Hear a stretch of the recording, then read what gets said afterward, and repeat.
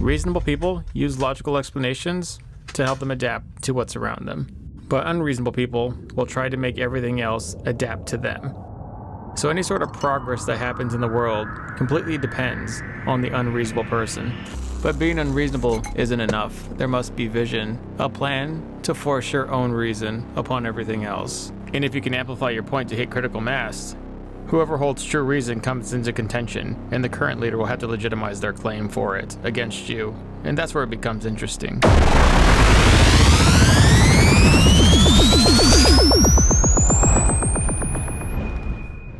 So if you like the boat that we're doing here, check us out at tbnation.net, search Pond Monster, and it will pull up kits, along with pretty much anything. We also have tons of videos on our channel for doing a bunch of stuff, including masterclasses and raw documentaries. And if you need more things like exclusive one-on-one coaching or any sort of additional support from our team, we definitely have it through patreon.com, which has helped us to get to this point, including making all those boats you just saw. Okay, so last video we were here, where we were putting in the whole Pond Monster kit, and it was supposed to only be a week-long project, but then we kind of got out of hand and did some things to the front, and there's really no turning back now. We need an equally impressive rear end of some sort. I can only think of one option. This. It told me there's a difference between these settings. I don't know what it is. So we'll just try both of them, and then whichever one gives me the cleanest cut, it probably will cut at 20. I bought a plasma cutter a long time ago for projects just like this. This is 3/16 inch aluminum plate. I later found out that it's soft enough you probably could have cut it with a jigsaw. I'm cutting a piece for the top that is going to be wide enough to hold 3 parts, because the top will have to hold 3 poles and the bottom part will only have to hold 2, so it will be thinner. I get one that I think is a good run for it, and then I make that one the template for the other 4. You'll need 4 brackets of each. And they all must have the exact same hole. So line them on top of each other and tap them in. If you have a drill press, that's probably substantially better than what I had to do here. The drill bit does like to move slightly, and that will mess up your overall end product. I'm not going to give you the layout of the bolt pattern I did, the drop down, because it'll be different depending on your transom angle and what you do. If you have a deeper transom and you want them to flare out even despite the angle of the transom, then you will need to make your top brackets at a smaller hole point versus the bottom bracket, which will have to be wider. In the case of this Pond Prowler, it has a perfect 90-degree angle transom that is straight up. So we make the offset so that the anchors drop straight down at a 90-degree angle. 1/8 inch 1x2. Last time we used 1/8 inch square tubing. But we're just using 6061, we're using the hard stuff that doesn't flex. I'm at 4 feet long, I want these things to be 4 feet. That's gonna be the max distance that we're gonna be able to get in shallow water. And so, I mean, that's comfortable for a boat this size. So let's do it. Just like how you matched up the brackets, you need to match up the tubing to get the exact same holes. Then there's the matter of the actual spike. So you can either use a fiberglass spike, a full solid one. Sometimes you can get garden tree stakes from the store. We'll be using Schedule 40 1/8 inch aluminum pipe. Hopefully I do not regret doing, given that if it bends, then it bends forever, versus the fiberglass rods where if it bends, it flexes and goes back. Now that we have everything done and the system works, it's going to work how I think it's going to work. I don't have any way to actually attach it to the boat. Remember, the boat is plastic, so we have to make our own transom of some sort of chassis for the anchors to sit on and work. And that is its own gigantic can of worms. So I'm going to be redoing the bottom brackets with the same linkage, and so we cut that out again, and here they are. They're going to be rounded, and I also had the idea that what if I made these fold down? That way when they're in the travel, like, they're not up catching the wind, creating drag, they're not bouncing all over the place and shaking going down the road. If they fold over on top of the boat and we can secure them, then that is the best mode for like long-term transportation, which is good because we're going to stick it in that toy hauler you see in the video. That's going to be its primary home, and that thing is like a gigantic earthquake inside. It is not nice on things. It was not nice on my boat or my yak killer or my double trailer or even the kayaks. So any sort of like travel assistance that we can make this thing to be more travel safe, we're going to end up doing. And so to do that, we're going to float a whole bottom chassis over some grab rails that are going to flip on top of this kind of riser plate and flip over to the boat. The chassis is some really robust C-channel that I got donated to me from a gentleman here in town a long time ago, and I finally have a good chance to actually use it because, well, now I can weld. Earlier, I cut and taper these so the anchors will sit at an angle, that way they will flare out when they're open. and retract it and angle again. It'll give it a little bit more grab space and hold the boat better.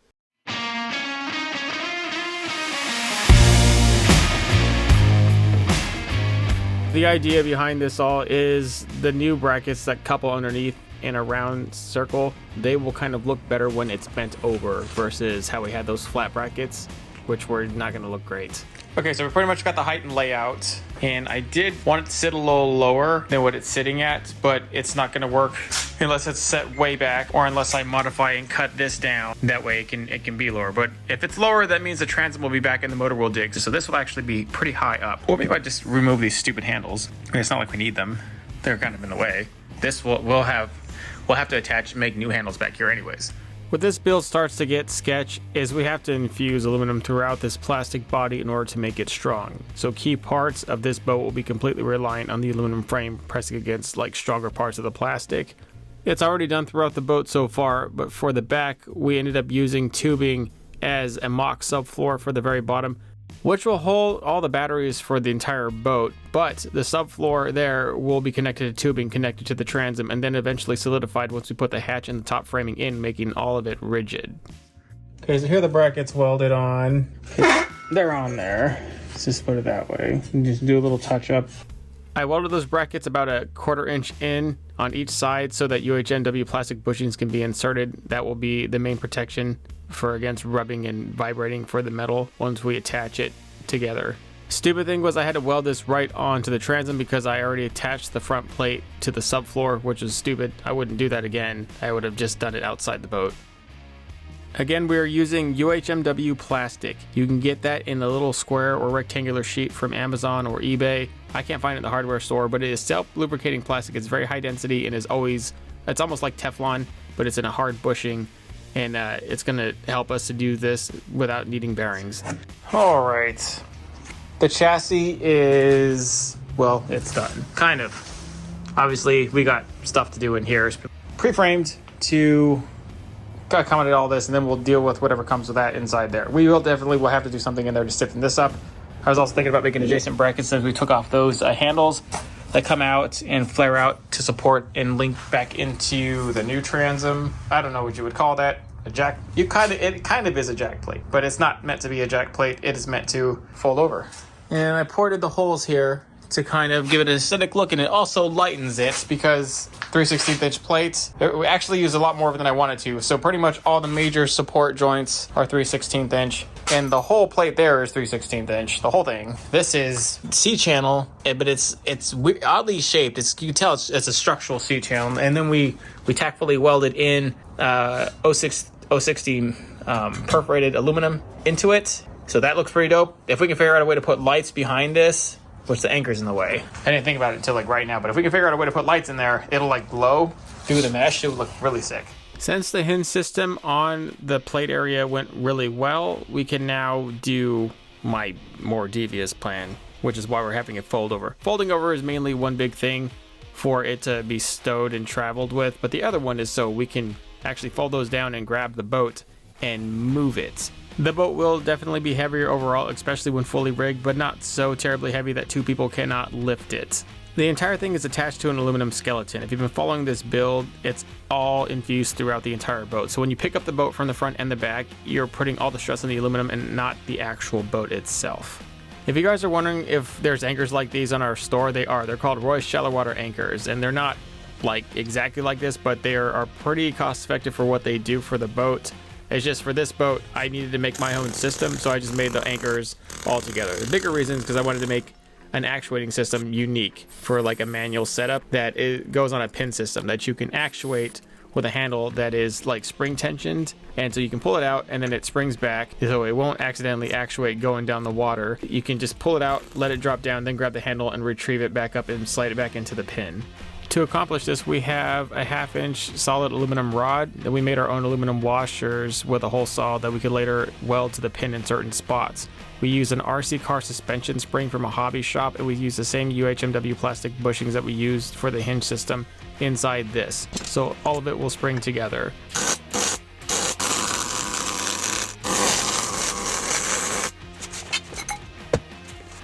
The first one was a little rough. I actually had a failed design. I had to cut the tube in half and then re-weld it. But the second one went a lot smoother, obviously. The prototype and then the refined version. So one anchor turned out better than the other, but whatever. The only thing we need now is just to put a block down there for the pin to slide in. That way it locks in place. Hey guys, quick reminder that we are a certified Suzuki outboard dealer and installer. So if you need a new outboard, we're your people. If you need it delivered, we can ship most motors right to your front doorstep. You can also just stop by our shop and we will install it, test it right on our pond, right next to our shop, and have you on board and walk you through the entire process.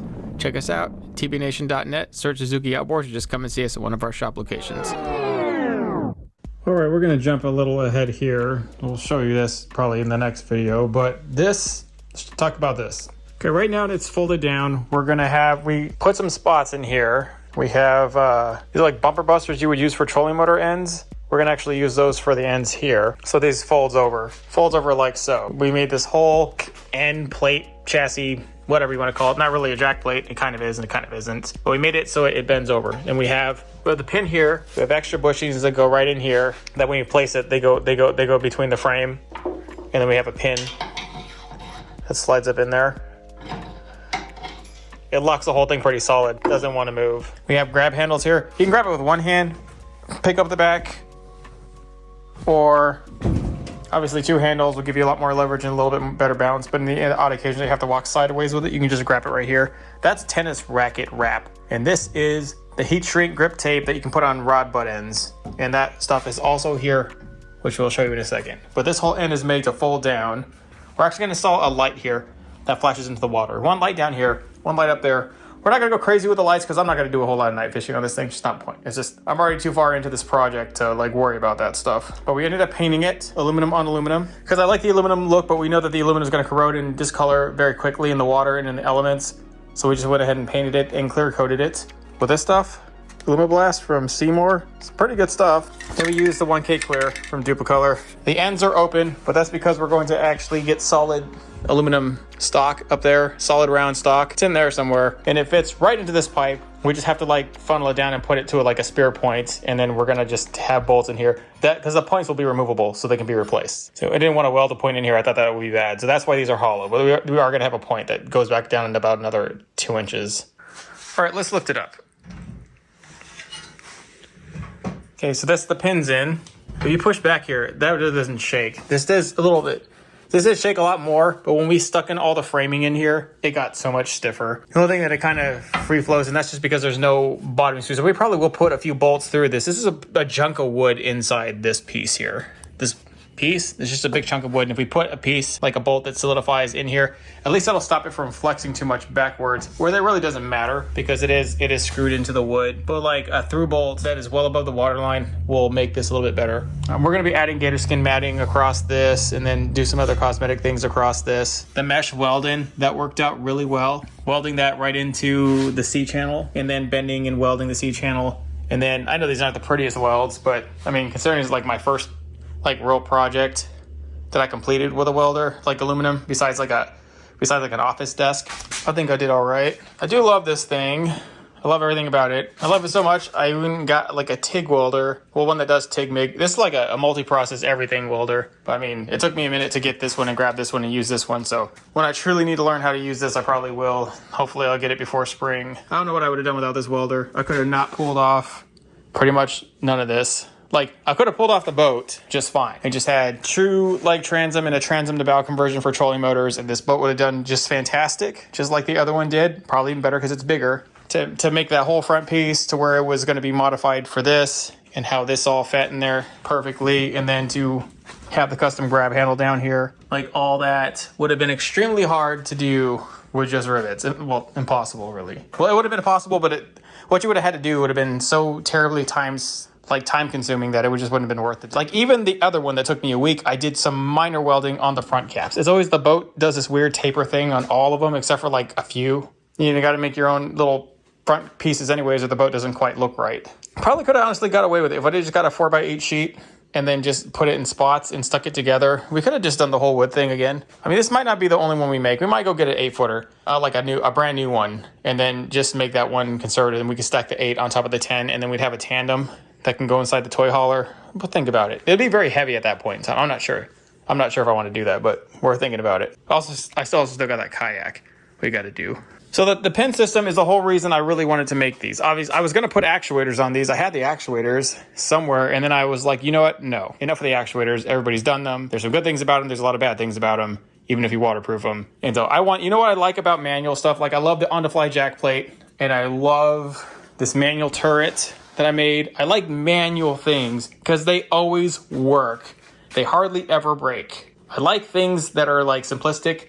If you got to make a little bit of effort to actually maneuver them versus pressing a freaking button and you complain about like that, then I don't know. You got to think about yourself and take a life journey. But the pin here, that's solid aluminum that's like solid aluminum, that block right there. That one was hollow, and I had to do a bunch of crap to that one to make it work. And after I figured out like that was like the first one, so I went and got like solid aluminum block and put it in here.